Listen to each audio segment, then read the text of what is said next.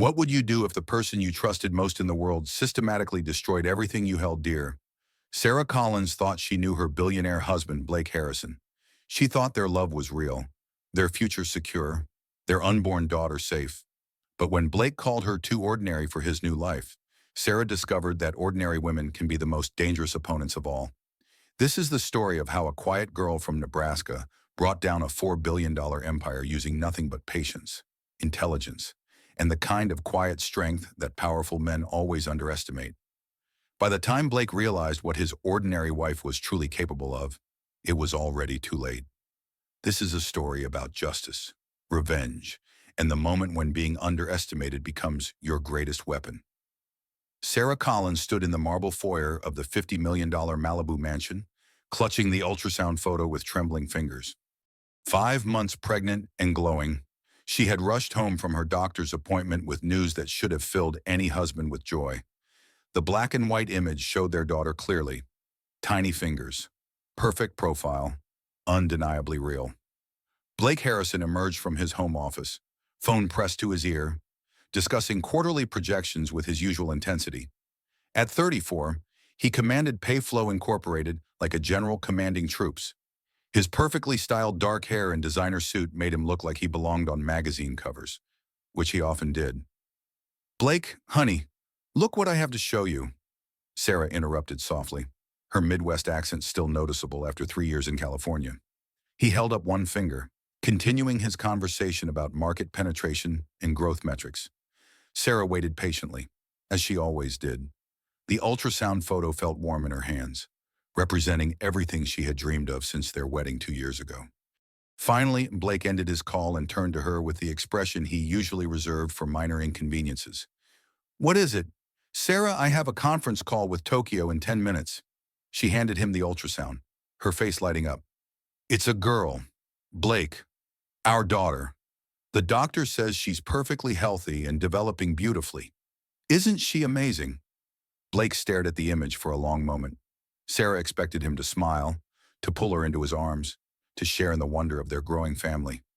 Instead, his face darkened with something she had never seen before. Pure anger. "This ruins everything," he said coldly. "The initial public offering, the image, the timeline. Do you have any idea what you've done?" Sarah felt the room spin slightly. "What do you mean, Blake? This is our baby, our daughter." Without warning, Blake crumpled the ultrasound photo and threw it into the nearest trash can. The sound of the paper hitting the bottom echoed through the cavernous foyer like a gunshot. "Blake!" Sarah gasped, rushing to retrieve the photo. "How could you do that?" "Because this complicates everything I've worked for," he snapped. "The board wants a clean narrative for the IPO. Young tech genius with perfect life, a pregnant wife from Nowheresville, Kansas, doesn't exactly scream global visionary, does it?" Sarah smoothed out the crumpled ultrasound, tears beginning to form in her eyes. "I'm from Nebraska, not Kansas. And what's wrong with where I come from? You said you loved that I was different from all those shallow California women." "That was before I understood what different really meant," Blake said, his voice growing colder with each word. "Different means ordinary, Sarah. Different means small dreams, small thoughts, small everything. I need someone who matches my level, not someone who drags me down to theirs." "Sorry." The front door opened at that moment, and Victoria Sterling glided in carrying shopping bags from Rodeo Drive. Tall, elegant, and sharp as a blade. She moved through the house like she owned it. Her platinum blonde hair was pulled into a perfect chignon, and her black designer dress probably cost more than Sarah's entire wardrobe. "Oh," Victoria said, not sounding surprised at all to find Sarah there. "I didn't realize you were home. Sarah, Blake and I were just discussing the new marketing campaign over lunch." Sarah looked between them, a horrible realization beginning to dawn. "Victoria, what are you doing here with shopping bags?" Victoria smiled, but it didn't reach her ice blue eyes. "Didn't Blake tell you I've been staying in the guest wing while my Bel Air place is being renovated? It's been so convenient for our work together." The way she said "work together" made Sarah's stomach turn. Victoria had been Blake's public relations consultant for 6 months, transforming his image from tech nerd to sophisticated mogul. Sarah had always felt uncomfortable around her, But Blake insisted Victoria was essential for the company's success.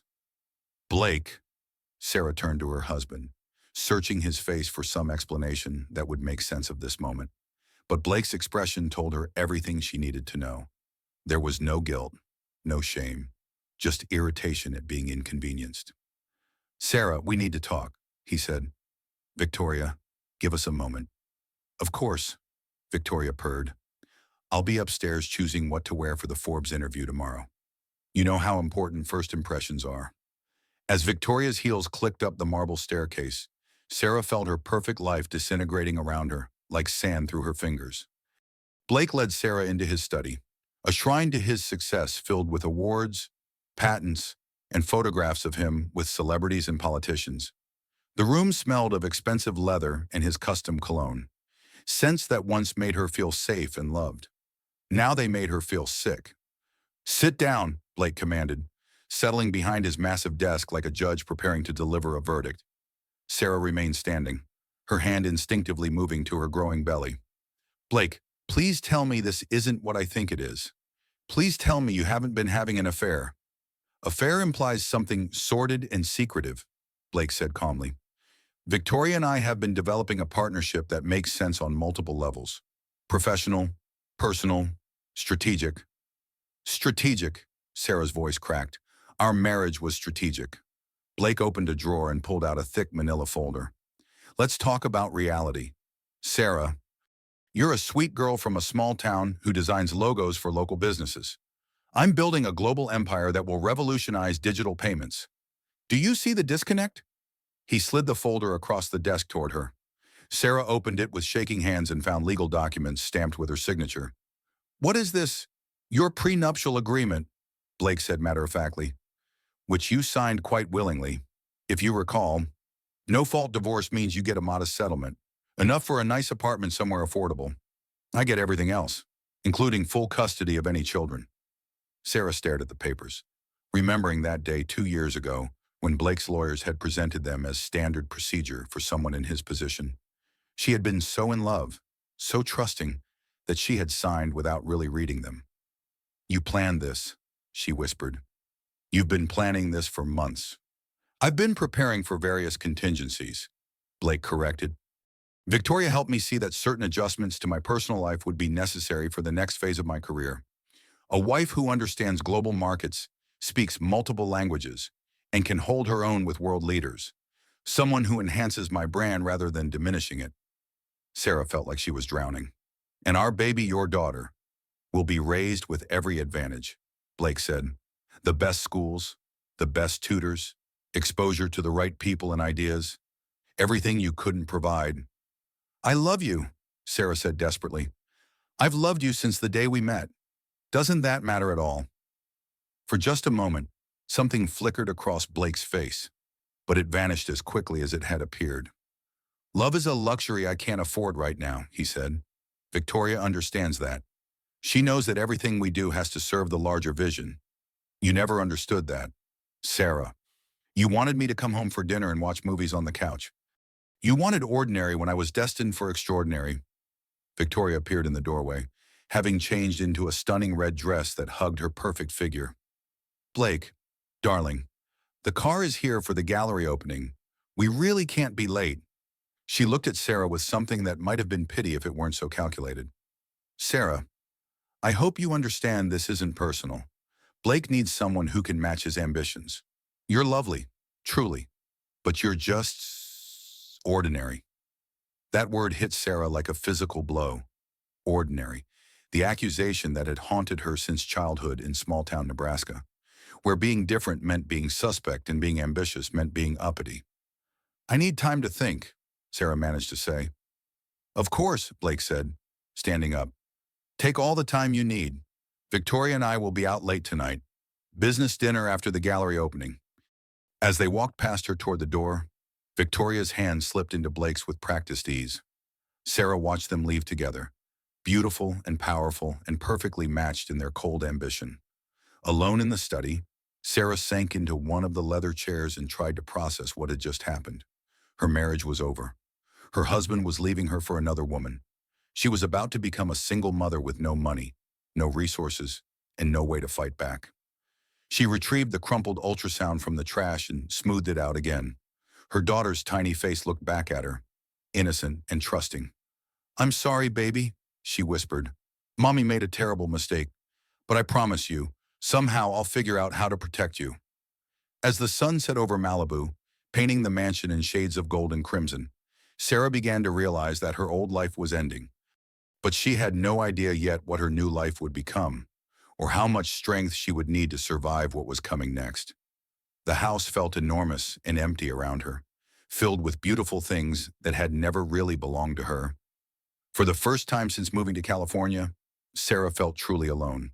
But in that solitude, something began to stir. Not despair, exactly, but a cold determination that she didn't recognize in herself. Blake and Victoria thought she was ordinary. They thought she was weak. They were about to learn how wrong they were. Over the next 2 weeks, Sarah discovered just how efficiently her life could be dismantled by people with resources and no conscience. Victoria Sterling operated like a surgeon, making precise cuts that severed Sarah from everything that had grounded her in California. The first sign came when Sarah tried to use her credit card at the grocery store. Declined. She tried another card, also declined. Standing in line with a cart full of groceries and a store full of curious onlookers, Sarah felt her face burn with humiliation.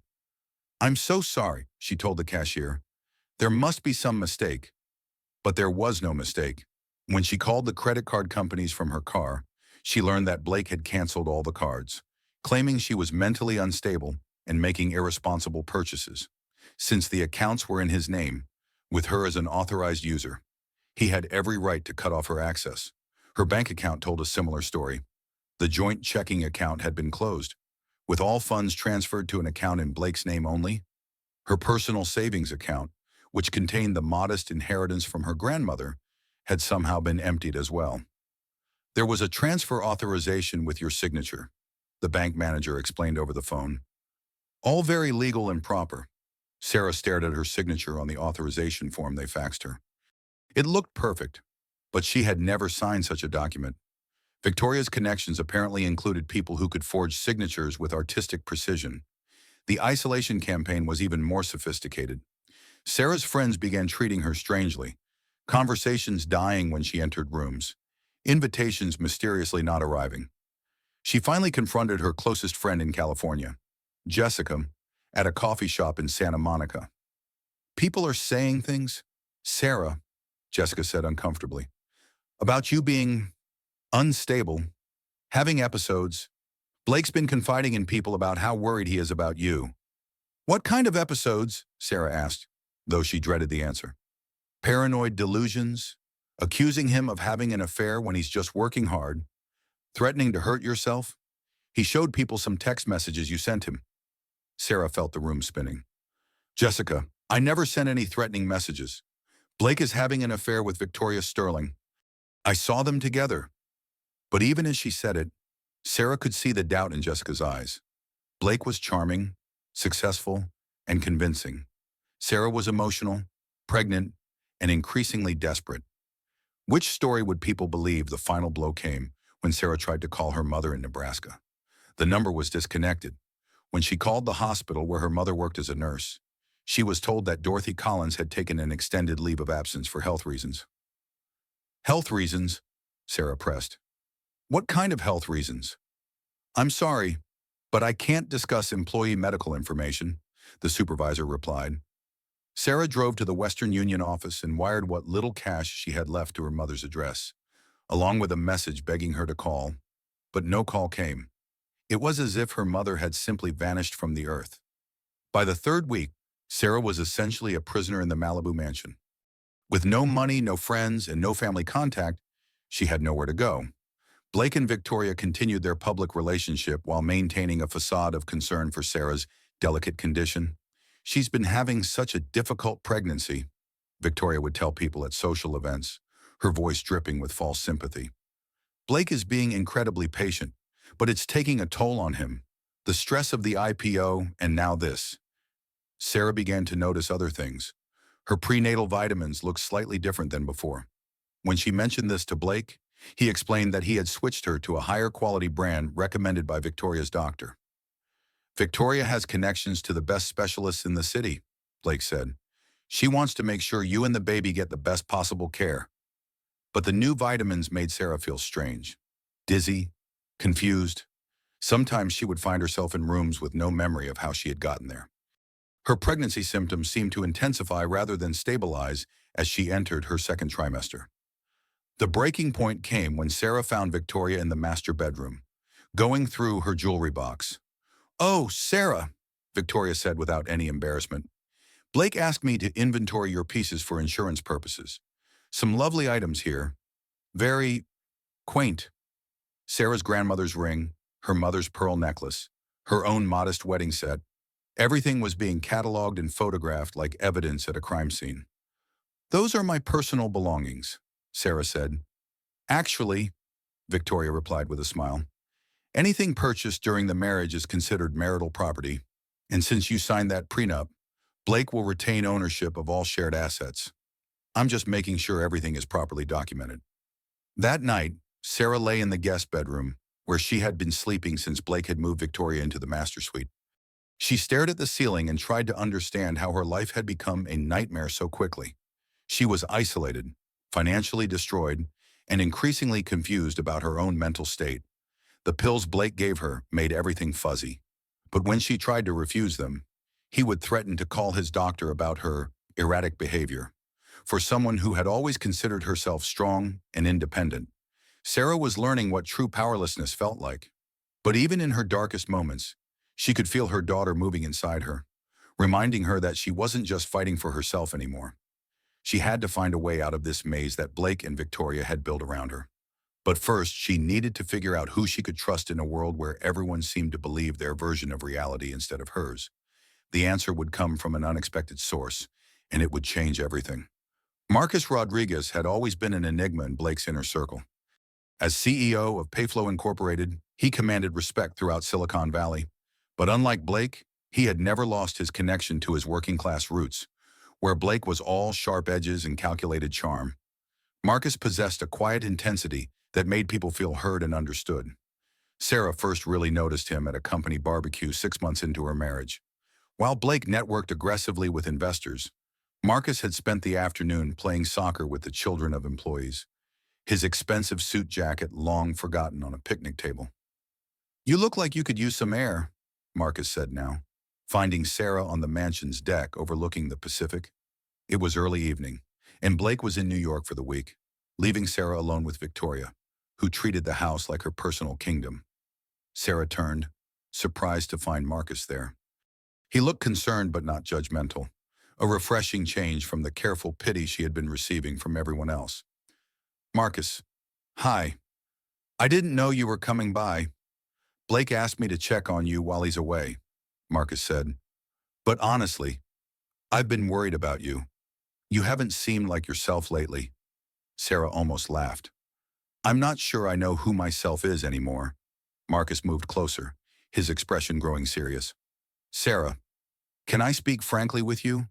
What I'm about to say could get me fired, but I think you need to hear it." Hope fluttered in Sarah's chest for the first time in weeks. "Please." "Blake is not the man you married," Marcus said quietly. "The IPO pressure, the success, Victoria's influence, it's changed him into someone I barely recognize. The Blake I knew 5 years ago would never treat his pregnant wife the way you're being treated." Tears began flowing down Sarah's face. Finally, someone who saw what was really happening. "He wants to divorce me," she whispered. "He says I'm too ordinary for his new life. And Victoria, she's trying to drive me crazy. I think she's doing something to my pills." Marcus nodded grimly. "I've suspected something like this. Victoria Sterling is dangerous. Sarah, she's destroyed other marriages, other careers. She finds successful men and convinces them they need to shed their old lives to reach the next level. But why? What does she get out of it? Power, money, status, and with Blake, she's hit the jackpot.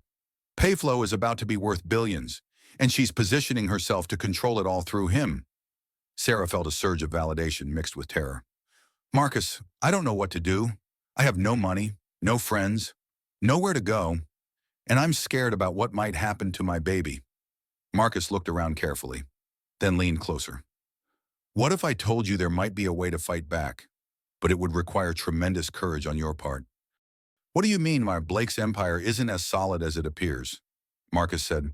Payflow has been engaged in some questionable practices, money laundering for overseas clients, falsifying transaction reports to regulators, hiding debts from investors. If the right evidence came to light, Sarah's heart began racing. Are you saying Blake's company is involved in illegal activities?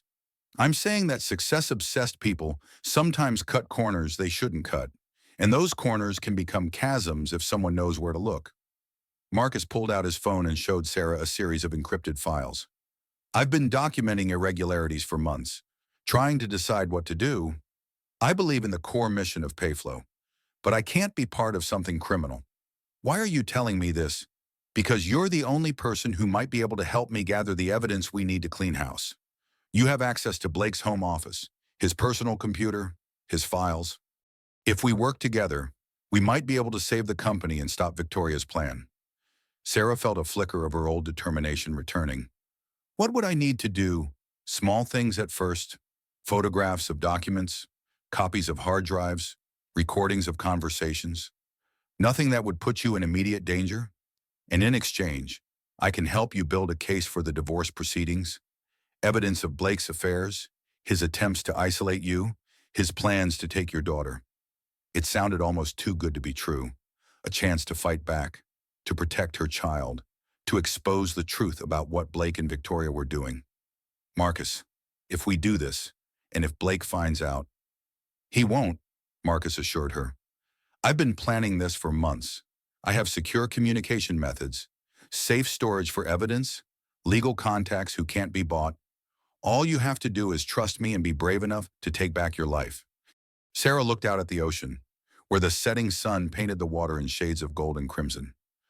For weeks, she had felt like she was drowning in circumstances beyond her control. Now, for the first time since Blake had thrown away her ultrasound, she felt like she might have a way to swim to shore. What do we do first? She asked. Marcus smiled, and it was warm and reassuring, and everything Blake's smiles hadn't been for months. First, we get you off whatever medications Victoria has been giving you. I know a doctor who can help us figure out what's been making you feel confused. Clear head, clear thinking. And then we start gathering evidence, carefully, methodically, and safely. By the time we're done, Blake and Victoria will learn that you can't destroy someone without consequences. As Marcus drove away that evening, Sarah felt something she hadn't experienced in months' hope. She had an ally, a plan, and a purpose beyond just surviving each day. What she didn't know was that Marcus Rodriguez was not who he appeared to be, and that her nightmare was about to get much, much worse. Sarah's collaboration with Marcus began with small acts of rebellion that felt like tiny victories. Under his guidance, she stopped taking the prenatal vitamins Blake provided, replacing them with identical pills from the pharmacy. Within days, the fog in her mind began to clear, replaced by a sharp anger that felt both frightening and liberating. Better? Marcus asked during one of their clandestine meetings at a coffee shop in Venice Beach. Much better, Sarah replied. I can think clearly for the first time in weeks. What exactly was Victoria giving me? Benzodiazepines, most likely. Enough to make you confused and emotional, but not enough to hurt the baby. She's too smart to do anything that could be easily detected. Marcus had been a godsend over the past 2 weeks. He helped Sarah document Blake's financial irregularities, photograph suspicious documents, and even record conversations using a tiny device he provided. Most importantly, he had connected her with Dr. Elizabeth Chen, a psychiatrist who specialized in psychological abuse. Your husband and his girlfriend have been gaslighting you systematically, Dr. Chen explained during their secret session, making you question your own perceptions, isolating you from support systems, controlling your access to resources. It's a textbook campaign of psychological warfare. But why, Sarah asked. If Blake wants a divorce, why not just ask for one? Because divorcing a pregnant woman looks bad for his image, Dr. Chen replied. But if you have a mental breakdown, if you're declared incompetent, then he's the devoted husband standing by his troubled wife. Much better for his public relations. The pieces were falling into place with terrifying clarity. Sarah began to understand that she wasn't losing her mind. She was being systematically destroyed by people who saw her as an obstacle to their ambitions. Marcus taught her how to access Blake's encrypted files using a program he had developed. Late at night, while Blake and Victoria were out at their endless series of networking events, Sarah would sit in his office and copy financial records, email chains, and transaction logs. "This is incredible," Marcus said, reviewing the latest batch of evidence. "Blake's been funneling money through offshore accounts in the Cayman Islands, falsifying revenue reports to inflate Payflow's valuation before the IPO. If this comes to light, he won't just lose his company, he'll go to prison." Sarah felt a savage satisfaction at the thought. "Good. He deserves to lose everything after what he's put me through." "Soon," Marcus promised. "We're almost ready to make our move. Just a few more pieces of evidence, and we'll have everything we need to bring him down." But even as Sarah felt empowered by their secret mission, she couldn't shake the feeling that something was wrong. Marcus always seemed to know exactly where Blake would be and when, almost as if he had inside information about his schedule. And sometimes, when Sarah shared particularly damaging evidence, Marcus would ask probing questions about her emotional state and mental clarity. The breaking point came on a Tuesday evening when Sarah was in Blake's office, copying files from his personal computer. She heard voices in the foyer and quickly shut down the computer. But she wasn't fast enough to avoid being caught by Blake and Victoria returning early from a dinner meeting. "Sarah," Blake called out, "what are you doing in my office?" Sarah's mind raced. "I was looking for a charger for my phone. I thought you might have one in here." Mom." Blake and Victoria exchanged a look that made Sarah's blood run cold. "Sweetheart," Victoria said with mock concern, "your phone charger is in the kitchen. We saw you use it this morning. Are you feeling confused again?" "No, I forgot where I left it," Sarah stammered. Blake moved to his desk and touched his computer mouse.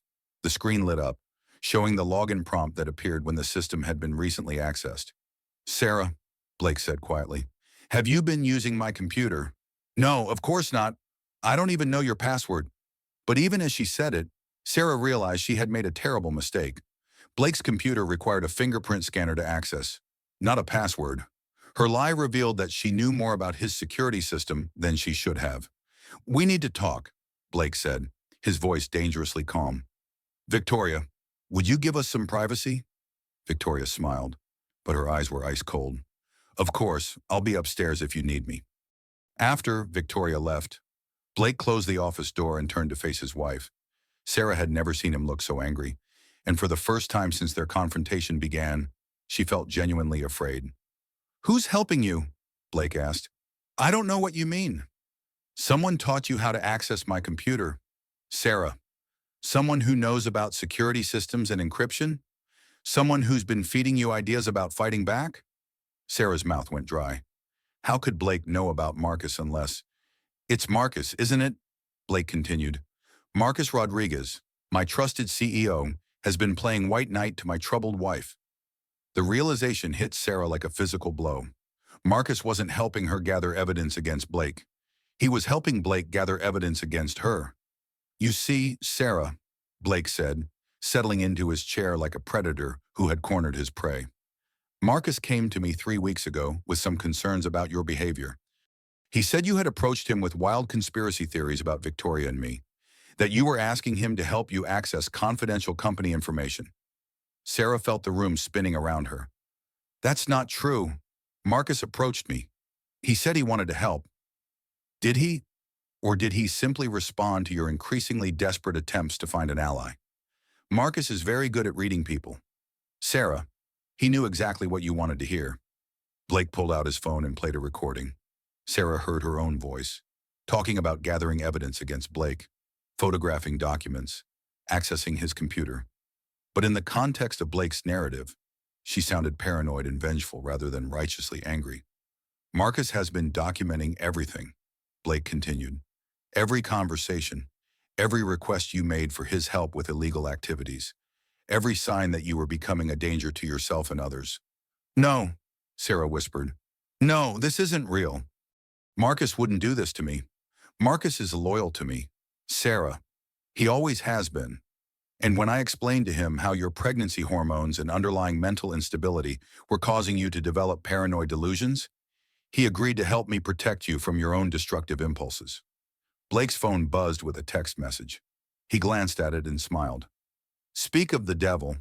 Marcus just texted that he's very concerned about your latest conversation with him.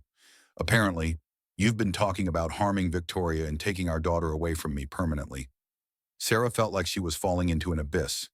Everything she had thought was real. Every hope Marcus had given her. Every moment of feeling empowered and strong. It had all been an elaborate trap. Please, she begged. Blake, I'm carrying your child. I love you. Can't we find a way to work this out? But Blake was already reaching for his phone to make another call. Dr. Martinelli, this is Blake Harrison. I'm afraid we're going to need that emergency intervention we discussed. My wife is having another episode, and this time I think she might be dangerous. The Serenity Hills Psychiatric Facility looked like a luxury resort from the outside, with manicured grounds and a Spanish colonial architecture that suggested healing and hope. But as the ambulance carried Sarah through its gates, she knew she was entering a prison designed by Blake and Victoria to contain her until they could eliminate her permanently. The involuntary commitment process had been swift and efficient. Dr. Martinelli, a psychiatrist who owed his research funding to Blake's charitable foundation, had arrived at the mansion within an hour of Blake's call. Marcus had provided detailed documentation of Sarah's erratic behavior, including recordings of their conversations that had been edited to make her sound dangerously unstable. Mrs. Harrison has been exhibiting classic signs of postpartum psychosis. Dr. Martinelli explained to the admitting staff, though Sarah was only 6 months pregnant, paranoid delusions, accusations against her husband, threats of violence against perceived rivals, combined with her pregnancy hormones and underlying personality disorders, she represents a clear danger to herself and others. Sarah tried to protest, but the sedatives they had given her made it difficult to form coherent sentences. She felt like she was watching her own life through thick glass, unable to affect what was happening to her. Her room at Serenity Hills was comfortable but secure. The windows were reinforced and couldn't be opened. The bathroom door locked from the outside. There were no phones, no internet access, no way to communicate with anyone beyond the facility's walls. The treatment plan was designed to keep her docile and confused. Daily injections of antipsychotic medications that made her thoughts slow and heavy. Group therapy sessions where she was encouraged to accept responsibility for her delusional thinking. Individual counseling with Dr. Patricia Voss, a psychiatrist who seemed more interested in reinforcing Blake's narrative than in understanding Sarah's actual experiences. Your husband is very concerned about you, Dr. Voss said during their first session. He's told me about the conspiracy theories you've been developing, the attempts to access confidential business information, the threats against his colleague Victoria Sterling. Those aren't conspiracy theories, Sarah insisted, though the medications made her words come out slurred and unfocused. Blake is having an affair. He's been drugging me. He's trying to steal my baby. Sarah, these are classic symptoms of pregnancy-induced psychosis. Your brain is struggling to process the hormonal changes, and it's creating elaborate fantasies to explain your emotional distress. The sooner you can accept that, the sooner we can help you recover. But Sarah wasn't recovering. If anything, she was getting worse. The forced medications were affecting her pregnancy, causing irregular contractions and bleeding.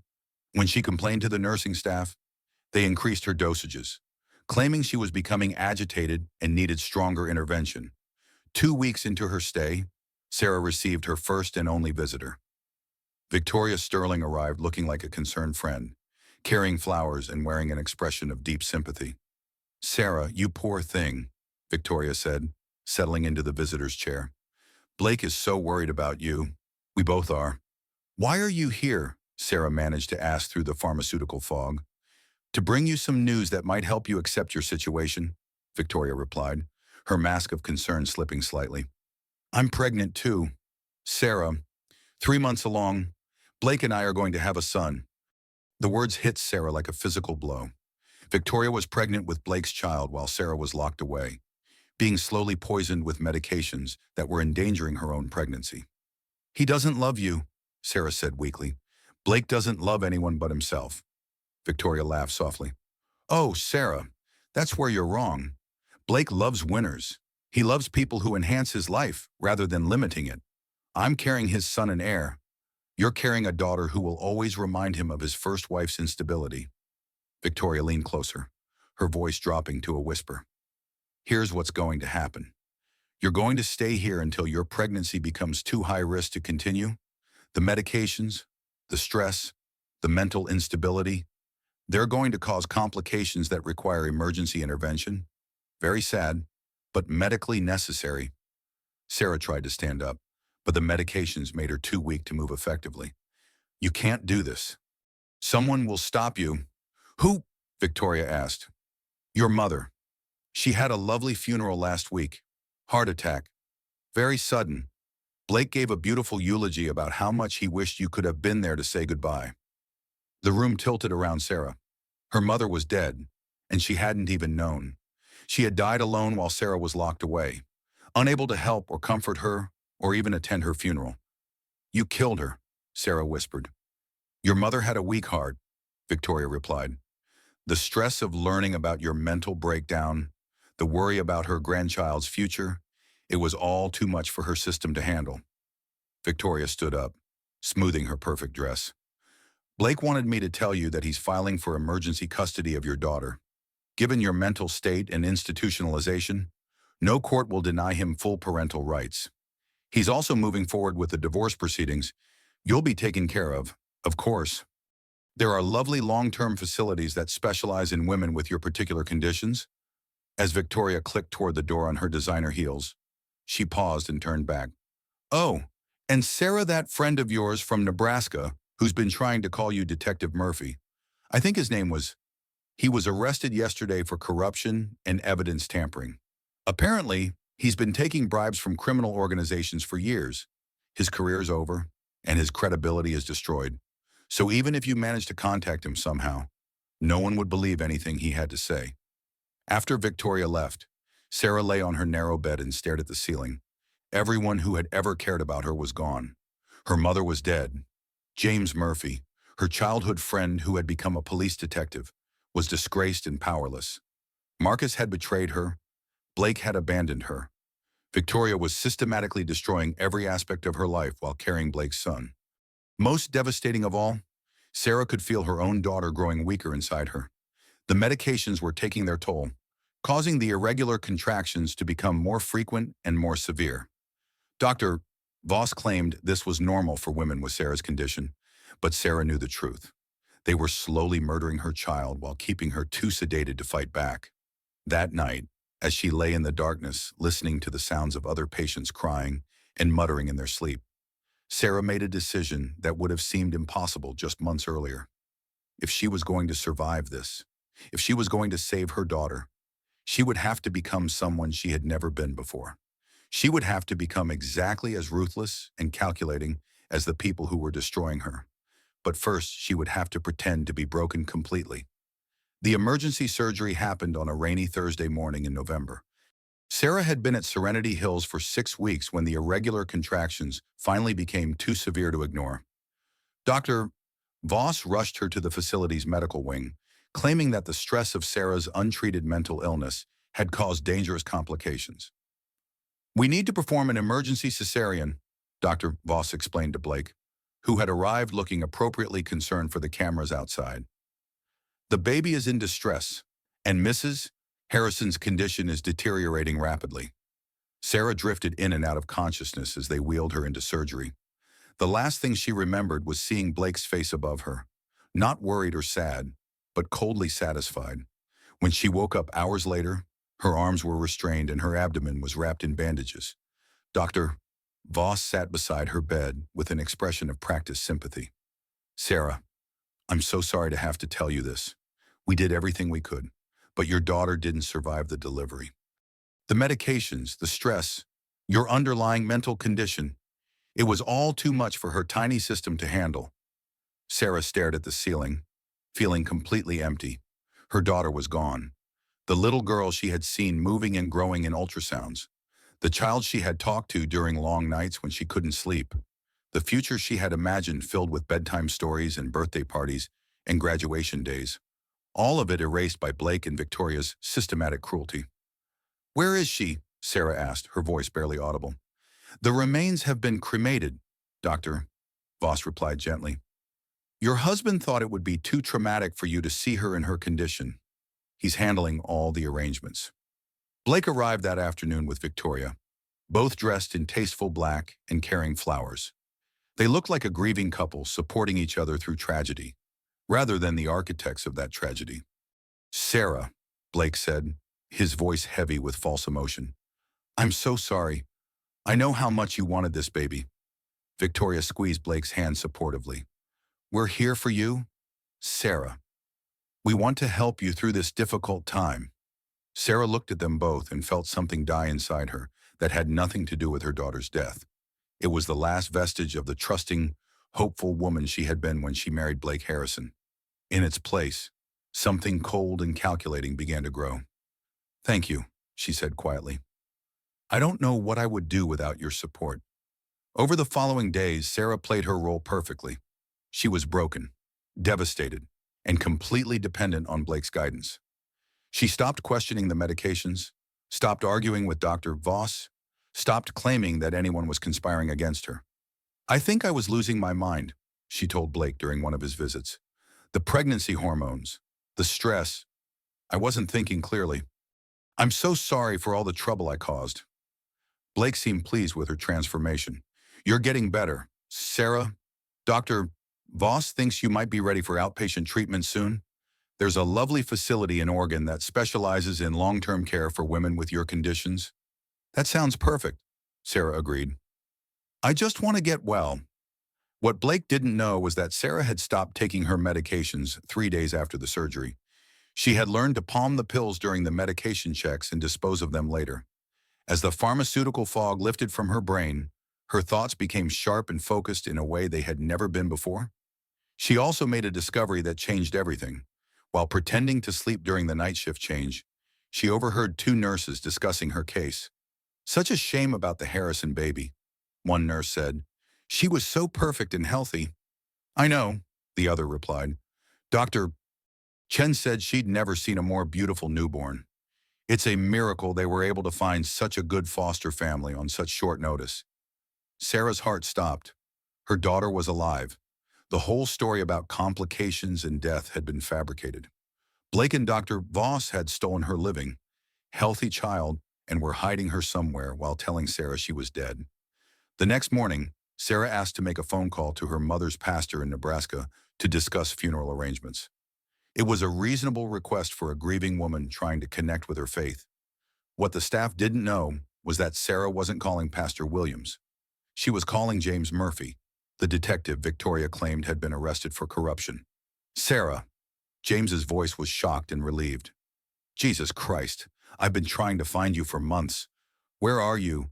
James, I can't talk long. Are you really under arrest?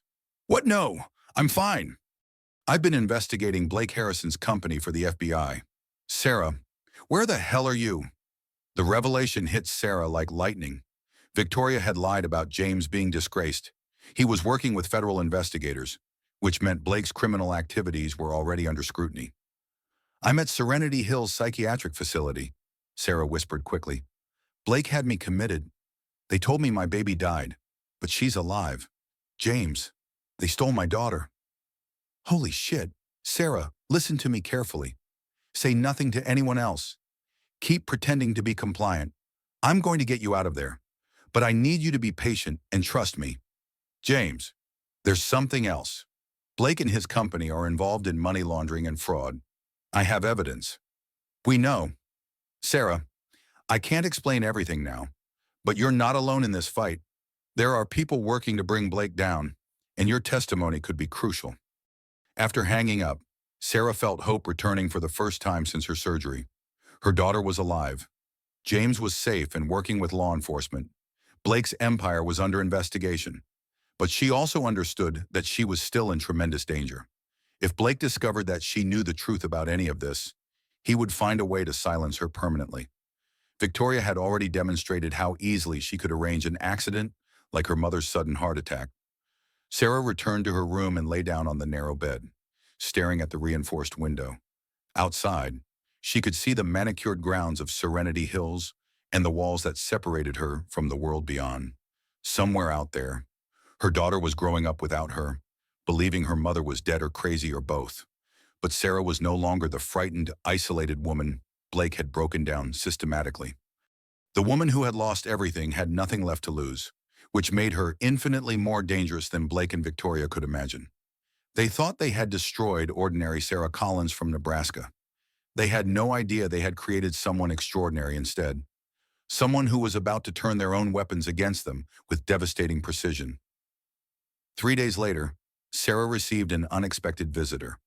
A woman in her 40s with sharp intelligence in her dark eyes introduced herself as Dr.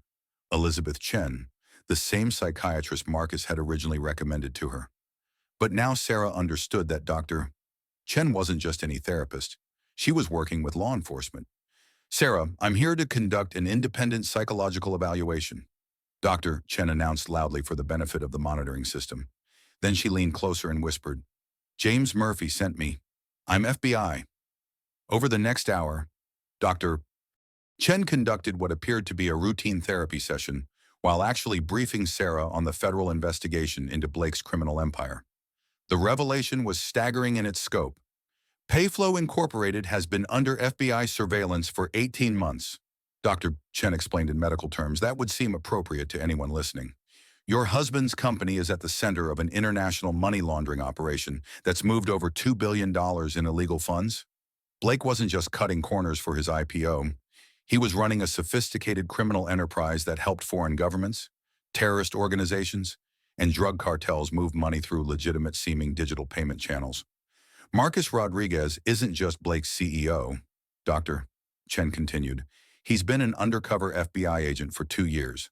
Everything he did to you, including the betrayal that led to your commitment here, was part of maintaining his cover while gathering evidence. Sarah felt a complex mix of relief and anger. Marcus hadn't genuinely betrayed her, but he had been willing to sacrifice her well-being for the larger investigation. "What about my daughter?" Sarah asked, still speaking in the dejected tone of a broken woman. "Special Agent Rodriguez located her 3 weeks ago. She's healthy and safe with a foster family that specializes in protecting children whose parents are involved in federal cases. The moment this investigation concludes, you'll be reunited with her." Dr. Chen showed Sarah a photo hidden inside her medical chart, a beautiful baby girl with Sarah's eyes and Blake's dark hair, looking alert and content in the arms of a smiling woman. "Her name is Emma," Dr. Chen said softly. "She's been told that her mother loves her very much and will come for her soon." For the first time since waking up from surgery, Sarah allowed herself to feel genuine emotion. Her daughter was alive, safe, and waiting for her. Everything Blake and Victoria had put her through would be worth it if it meant protecting Emma and bringing these monsters to justice.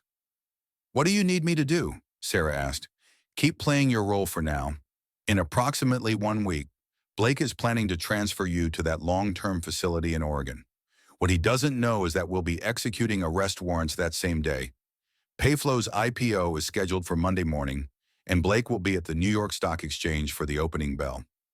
Dr. Chen handed Sarah a small device disguised as a medication pill. "This is a GPS tracker and emergency transmitter. If anything goes wrong before our operation begins, press and hold for 5 seconds. We'll have agents here within minutes." "And Victoria?" "Ms. Sterling is facing conspiracy charges, fraud, accessory to murder in your mother's death, and kidnapping in Emma's case. Her pregnancy won't save her from spending the next 20 years in federal prison." After Dr. Chen left, Sarah felt a transformation completing itself inside her. The frightened, ordinary woman from Nebraska was gone forever. In her place was someone who had been forged in the fires of Blake and Victoria's cruelty and emerged as something they never could have anticipated. That evening, Blake arrived for his weekly visit, bringing Victoria as usual. They both looked relaxed and confident, like people who believed their victory was complete. "Sarah, you look so much better," Blake said with false warmth. "Dr. Voss says you're making excellent progress." "I feel clearer than I have in months," Sarah replied truthfully. "I think I'm finally ready to admit what really happened." Victoria leaned forward with interest. "What do you mean, Sarah?" "I was sick," Sarah said. letting tears flow down her cheeks. The pregnancy, the hormones, the stress of Blake's success, it all combined to make me paranoid and delusional. I convinced myself that you were having an affair, that people were conspiring against me, that my medications were wrong. I even imagined that my baby might still be alive somewhere. Blake and Victoria exchanged satisfied glances. This was exactly what they wanted to hear. The doctor says these kinds of pregnancy-induced psychoses are more common than people realize, Blake said comfortingly. The important thing is that you're getting the help you need. I'm so grateful, Sarah continued. And I'm sorry for all the pain I caused both of you. Victoria, I hope you can forgive me for the terrible things I said and thought about you. Of course, Victoria replied graciously. I just want you to be healthy and happy. As they prepared to leave, Blake mentioned the transfer to Oregon, presenting it as a wonderful opportunity for Sarah to continue her recovery in a beautiful, peaceful setting. It sounds perfect, Sarah agreed. I'm ready for a fresh start. After they left, Sarah lay in her bed and smiled for the first time since arriving at Serenity Hills. Blake and Victoria thought they had won completely. They had no idea that their ordinary victim had spent the last several months learning exactly how to destroy them using their own methods. In less than a week, Blake would be arrested on national television at the New York Stock Exchange. Victoria would be taken into custody at the Malibu mansion. Marcus would finally be able to drop his cover and reveal the evidence that would send them both to prison for the rest of their lives. And Sarah would be reunited with her daughter, free to build the life they both deserved. But first, she had one more role to play. The broken woman who was grateful for her tormentor's mercy, who believed their lies completely, who posed no threat to their continued success. It was, Sarah thought, going to be the performance of her lifetime. The morning of Payflow's initial public offering dawned bright and cloudless in New York City. Blake Harrison stood in his suite at the Plaza Hotel, adjusting his custom-tailored suit and preparing for what he believed would be the culmination of his life's work. By market close, he would be worth approximately $4 billion, with Victoria at his side and no obstacles remaining to their perfect future. 3,000 miles away, Sarah sat in the common room at Serenity Hills, watching the financial news coverage on the mounted television. Other patients surrounded her, but none of them understood they were witnessing the beginning of one of the largest corporate fraud takedowns in FBI history. Payflow Incorporated is expected to have one of the most successful IPOs in Silicon Valley history, the financial reporter announced. CEO Blake Harrison will ring the opening bell at the New York Stock Exchange in just 2 hours. Sarah's phone, which Dr. Chen had secretly provided her, buzzed with a text message. Operation begins in 90 minutes. Are you ready? Sarah typed back. More than ready. At the New York Stock Exchange, Blake stood with Victoria and several Payflow executives, posing for photographs and giving interviews about the company's revolutionary approach to digital payments. Victoria looked radiant in a pale blue dress that emphasized her pregnancy, playing her role as the supportive partner of a visionary entrepreneur. This is really a story about American innovation, Blake told CNBC. Payflow represents the future of how people will move money around the world. We're not just going public, we're changing the fundamental nature of global commerce. Neither Blake nor Victoria noticed the unusual number of people in business suits positioned strategically around the trading floor. They looked like investors and reporters, but their eyes moved with the systematic vigilance of federal agents preparing to make arrests. At 11:15, exactly as the opening bell ceremony was about to begin, Special Agent Marcus Rodriguez approached Blake with a broad smile and an outstretched hand. Blake, congratulations, Marcus said loudly. This is your moment. Blake shook his hand warmly, having no idea that Marcus was delivering a predetermined signal to agents positioned throughout the building. Ladies and gentlemen, the NYSE president announced, please welcome Blake Harrison, founder and chairman of Payflow Incorporated, to ring the opening bell. Blake stepped forward to the podium, his hand reaching for the ceremonial bell that would officially launch Payflow's public trading. Victoria stood beside him, beaming with pride and victory. The bell rang once.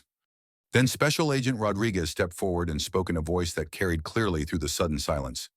Blake Harrison, you are under arrest for conspiracy, money laundering, securities fraud, and violations of the Bank Secrecy Act. The trading floor erupted in chaos. Cameras flashed as FBI agents moved in from all directions, showing their badges and surrounding Blake before he could fully process what was happening. "This is a mistake," Blake said, his voice rising in panic. "Marcus, tell them this is a mistake." "Actually," Marcus replied, producing his FBI credentials, "this is the culmination of a 2-year investigation into your criminal enterprise. Blake Harrison, you have the right to remain silent." Victoria tried to run, her heels clicking frantically across the trading floor, but she was intercepted by 2 female agents who had been waiting by the exits. "Victoria Sterling," one agent announced, "you're under arrest for conspiracy, fraud, accessory to murder, and kidnapping." As the handcuffs clicked around her wrists, Victoria's carefully maintained composure finally cracked. "You don't understand," she screamed. "I'm pregnant. You can't do this to me." "Ms. Sterling," the agent replied calmly, "pregnancy doesn't provide immunity from federal charges." The entire scene was broadcast live on financial news networks around the world. Within minutes, Payflow's stock price collapsed completely, wiping out billions in theoretical value before trading was suspended. At Serenity Hills, Sarah watched the coverage with deep satisfaction. The patients around her were shocked by the dramatic turn of events, but Sarah felt only a profound sense of justice finally being served. Dr. Voss appeared at her side, looking confused and concerned. "Sarah, I don't understand what's happening. Mr. Harrison was just here yesterday." "Dr. Voss?" Sarah said, standing up with more strength and clarity than she had shown in months. "I think you should call your lawyer. When the FBI finishes with Blake and Victoria, they're going to want to discuss your role in the illegal detention and medical abuse of a federal witness." For the first time since arriving at Serenity Hills, Sarah walked out of the common room and down the hallway toward the administrative offices. She was no longer a patient. She was a witness in a federal case, and she had rights that no one could take away from her. Behind her, the television continued broadcasting the destruction of Blake Harrison's empire. Federal agents were already executing search warrants at Payflow's headquarters, the Malibu mansion, and Victoria's Bel Air penthouse. The investigation was moving with the precision of a military operation, dismantling 2 years of careful criminal planning in a single coordinated strike. By evening, Sarah was in FBI custody, not as a prisoner, but as a protected witness preparing to testify against the people who had destroyed her life and stolen her daughter. The nightmare was finally over. But for Blake and Victoria, a different kind of nightmare was just beginning. 6 months later, Sarah Collins stood in the garden of a safe house in Northern California, watching her daughter Emma take her first tentative steps across the soft grass. At 13 months old, Emma was healthy, bright, and completely unaware of the legal proceedings that had dominated the first year of her life. The federal trials had concluded with devastating efficiency. Blake Harrison received a life sentence without the possibility of parole for his role in a money laundering conspiracy that had facilitated terrorism, drug trafficking, and human trafficking on an international scale. The judge had been particularly harsh in her sentencing remarks, noting Blake's willingness to abuse his pregnant wife and steal her child to maintain his criminal enterprise. Victoria Sterling received 25 years in federal prison for conspiracy, fraud, and accessory to murder in the death of Sarah's mother. The coroner had eventually ruled Dorothy Collins's death a homicide by poison, administered through medications that Victoria had convinced her to take for anxiety about her daughter's condition. Dr. Patricia Voss and Dr. Martinelli both lost their medical licenses and received 10-year sentences for their roles in Sarah's illegal detention and medical abuse.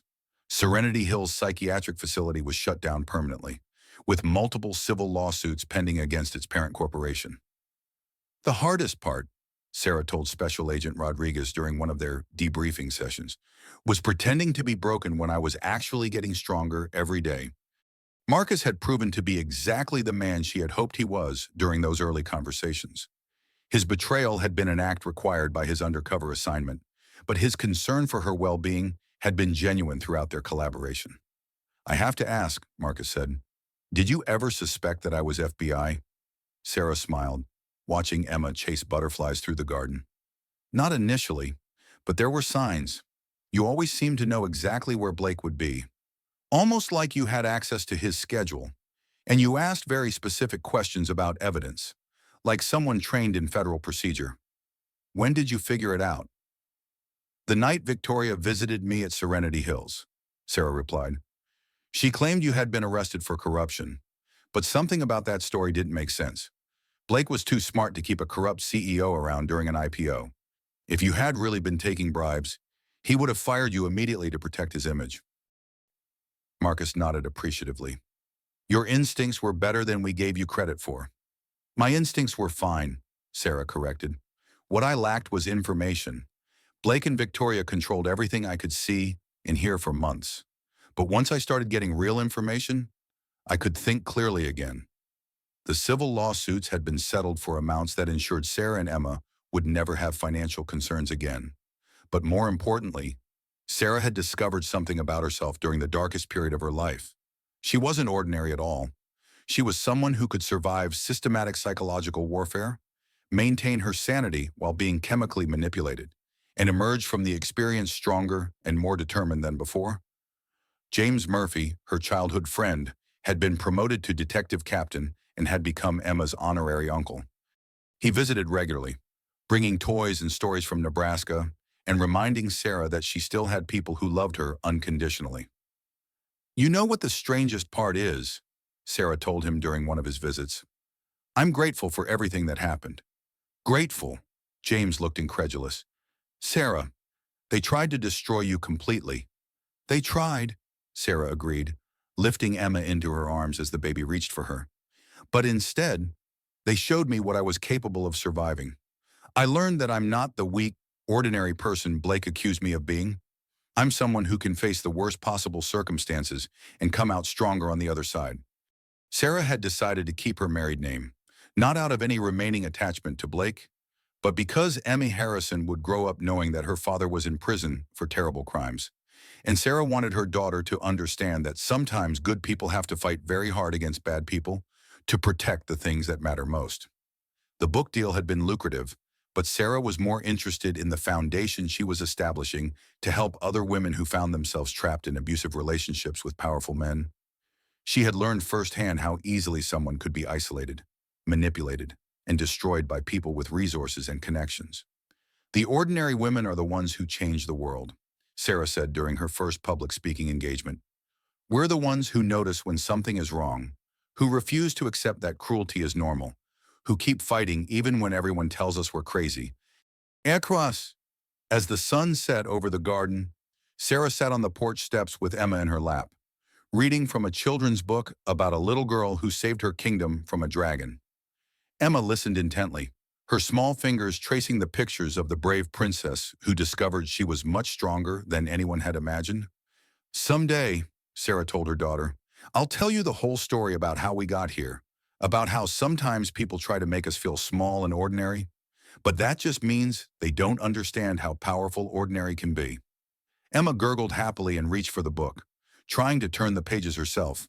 She had Blake's dark hair but Sarah's determined eyes, and Sarah suspected that when Emma grew up, she would be someone who could handle whatever challenges life might bring. The nightmare was over. The ordinary wife from Nebraska had saved herself, protected her daughter, and brought down a criminal empire. And somewhere in a federal prison, Blake Harrison was learning what true powerlessness felt like, while the woman he had called ordinary built an extraordinary new life from the ashes of everything he had tried to destroy. In the end, that seemed like the most perfect justice of all.